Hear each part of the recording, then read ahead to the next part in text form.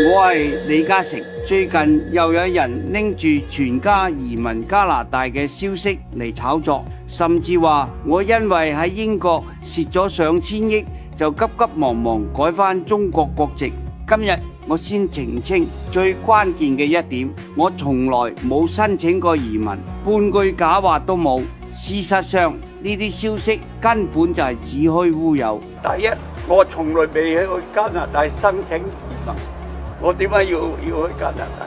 我一直都係中國香港籍，無論係內地籍定香港籍，都屬於中國國籍，只係香港可以容許持有多本護照。有人話有外國護照就係移民，呢點我就唔認同。我呢一世扎根香港，辦公室喺中環，屋企喺淺水灣，邊一點睇落似係移咗民嘅樣？至於話有幾本護照，呢件事真係唔值得大驚小怪。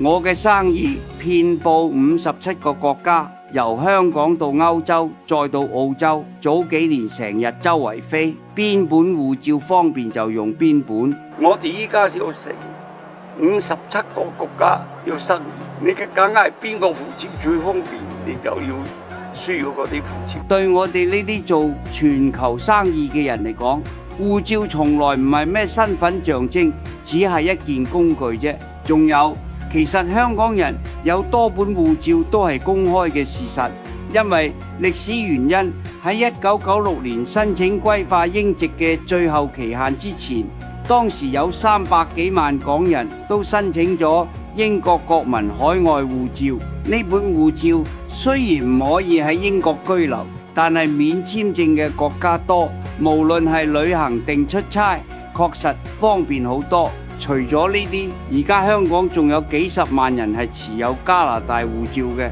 其實呢啲嘢官方網站一早已經解釋過好多次。